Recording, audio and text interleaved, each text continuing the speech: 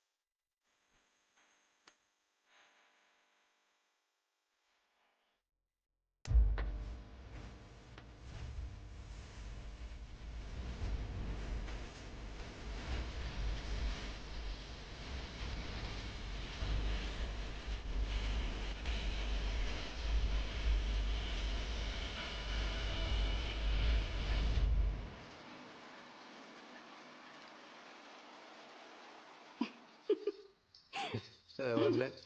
நல்லா இருக்கா நீ பண்ணு. டா, சாப்பிடு.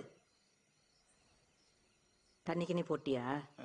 அந்த கருமத்தை குச்சி தொலைச்சியானா கட்சி ஆபீஸ்லயே படுத்து தூங்க வேண்டியது தானே.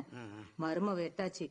இன்னும் பேர பிள்ளைங்க தான் ஏய் ஏமா அப்படியே நடந்து அங்கனா போய் கேட்டுங்க. நேரம் அப்படி என்ன வேலை உனக்கு? வா. வேலையோட ஊருக்கு கசக்குதோ? என்ன மாமா தண்ணி போட்டிருக்காரு. அதெல்லாம் போட்டிருக்க மாட்டிருக்கு. போலாம். ஏன் ஒன்னும் சாப்பிடாம உட்காந்து நிக்கிற? நான் எத்தையும் கேட்கல. அந்த குடலு கடலு வெந்துற போகுது. உனக்கு புச்ச போட்டி செஞ்சுக்கிறேன், சாப்பிடு. போலாம் வா. இந்த வயசுலயும் எவ்வளவு பாரு. உன்னைக்கு மதிப்பில்லை சாந்தா. எல்லாரும் ஜிகினா கவர்ச்சிக்கு பயங்கர ஆளாயிட்டாங்க. ஒரு இடத்துக்கு பயந்தவன்ல இந்த நல்ல சிவம் இந்திய எதிர்ப்புல கலந்து ஜெயிலுக்கு போனவன் நானு. இந்த தடவை நான் பஞ்சாயத்து தலைவருக்கு நிக்கிறேன்டா. கட்சி கிளைங்களை எனக்கு வேலை செய்ய சொல்லுடான்னு கேட்டேன். அதுக்கு அந்த ஒன்றிய தலைவர் சொல்றான், இந்த தடவை டீ கடை கண்ணன் நிக்கிறான், அவனுக்கு நீ வேலை செய்யன்னு சொல்றான்டி. கட்சி வரைக்கும் நீங்க மை பூச்சி நேகணும், போஸ்ட் ஒட்டி நேகணும், தலைவராகணும் ஆயினே இருப்பானா? நீ எல்லாத்தையும் விட்டுவிட்டு வீட்டோட இரு. உன்னை என் உழைப்பு போகல. தலைவராவது கிளைவராது எல்லாத்தையும் தூக்கி தூர போடு. அப்படிதான் நீ நினைக்கிற. முடியலடி, முடியல. பையனுக்கு கேட்ட போகுது.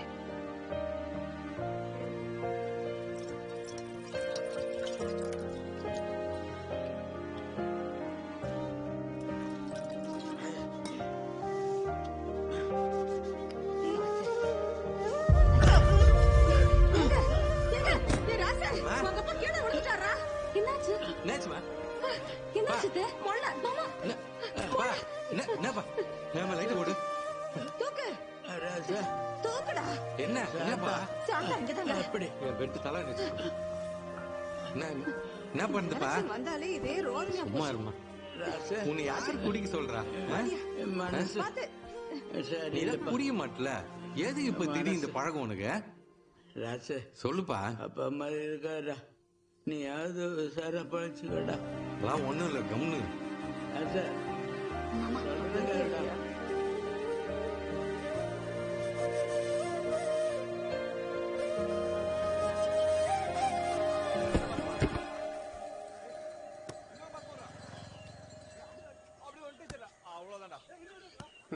ராசு நின்னுக்கிறான், அவனை கூட்டு என்னன்னு விசாரினா. நீ யாருலண்ணா? இல்லடா, நீ ஆடுங்க. ஏன்பா ராசு, தலைவர் கூப்பிடாருப்பா. திருமூர்த்தி அவசரப்படாத, இன்னும் கேட்போம். வாப்பா. எங்கடா போறான்? என்னங்க? வாமாப்ல, நீ இன்னமும் தலைவருக்கு நிக்கிறதா கேள்விப்பட்ட? அப்படிலாம் எதுவும் கிடையாதுங்க. எங்க மாமா ஏதாவது சொல்லின்னு இருப்பாரு. கனி சொல்றான்னு அரசியல் இறங்கிற போற அரசு இவெல்லாம் குடிக்கிறதுக்கு நாக்க தொங்க போட்டு சுத்துறான். ஒருவேளை அப்படி நிக்கணும்னு ஆசைப்பட்டீங்கன்னா வார்டு நம்பருக்கு போடு, நான் துட்டு கொடுக்குறேன். ஜெயிச்சு வந்தா பாதி கான்ட்ராக்ட் உனக்கு தான். எப்பா மூர்த்தி, கூட்டு நீ சொன்ன பத்தியா? எல்லாம் சரிதான்பா. எங்க ஊர்ல என் அளவுக்கு நீ அண்ணன் போஸ்டாவே ஜெயிச்சு போ. குஷ்டு வந்து குழப்பம் பண்றதே உன் வேலையா போச்சு. யாரு ராசு, இவன் சொல்றான்னு அரசியலுக்கு வந்துட போற. உங்க அப்பா எதனா பதவியில இருந்து சொத்தாயிச்சிருந்தா பரவாயில்ல, ஒன்னுலயும் இல்லாதையே எல்லாத்தையும் அடிச்சிட்டாரு. இப்ப நீயும் வந்தேன்னு வை, நாளைக்கு உன் குடும்பத்தோட பிச்சை தான் எடுக்கணும். ஞாபகம் வச்சுக்கோ. தலைவரா, நீ சொன்னா பத்தியா? ஒரு ஃபுல்லா அப்படியே ராவா ஜூன்னு வரும் பாரு, அந்த மாதிரி இது. ஆனா இது இவனுக்கு அப்பனுக்கு எல்லாம் ஒண்ணும் புரியாது. நீங்க